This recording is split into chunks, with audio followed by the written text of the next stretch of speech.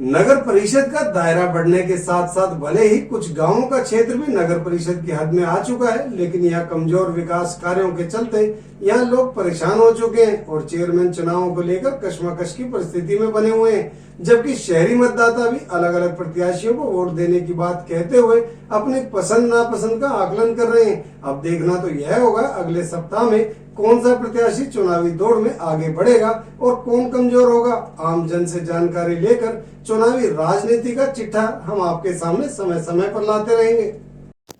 पलवल नगर परिषद चेयरमैन पद पर 14 प्रत्याशी चुनावी मैदान में हैं। ज्यादातर प्रत्याशी अपने अपने गढ़ में वोट बैंक को देखकर जीत को नजदीक माने बैठे, जबकि सच है कि अगले कुछ दिनों में चुनावी समीकरण तेजी से बदल सकता है। नगर परिषद चेयरमैन चुनावों को लेकर अगर आज के हालात की बात करें तो एक और जहां बीजेपी प्रत्याशी डॉक्टर यशपाल अपनी बढ़त बनाए हुए हैं, तो वहीं दूसरी ओर आम आदमी पार्टी प्रत्याशी डॉक्टर नवीन रोहिल्ला भी जी तोड़ मेहनत कर आम जन से जनसंपर्क कर अपनी पकड़ को मजबूत करती चली आ रही है।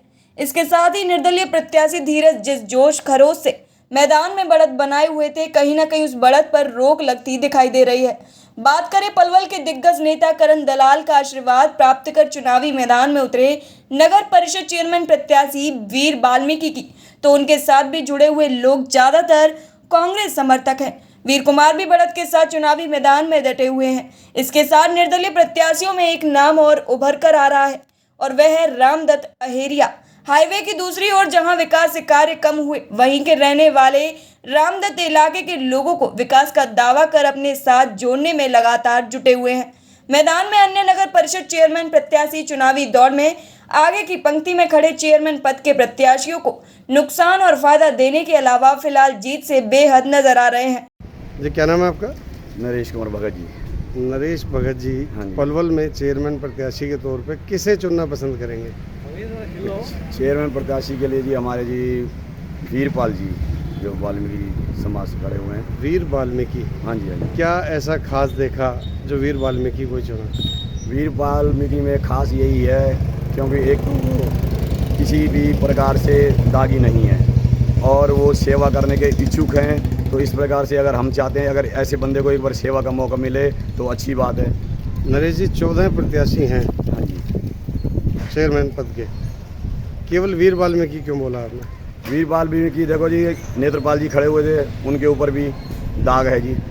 और बाकी रही बीजेपी हमें तो भ्रष्ट लगती है जी, निकम्मी सरकार। सबसे बड़ी बात, सब कुछ सरकार बेगन में लगी हुई है और वीरपाल जी इनसे सब अलग हैं। तो चांस एक बार फिर देना चाहिए अलग से इंसान को, तो उनके अंदर ये खूबी है, उनको भी आजमाया जाए, इसलिए हम वीरपाल की कह रहे हैं। आम आदमी पार्टी भी मैदान में है।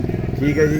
तो नवीन रोहिल्ला है उनके प्रत्याशी। ठीक है, बिल्कुल। उन्हें लेके क्या मानना है आपका? हमारा उनकी तरफ कोई जनाधार नहीं है जी। क्या नाम है आपका? मेरा नाम सुभाष छाबड़ा जी। छाबड़ा जी, पलवल चुनाव चल रहे हैं नगर परिषद चेयरमैन प्रत्याशी के, किसे पसंद करेंगे आप?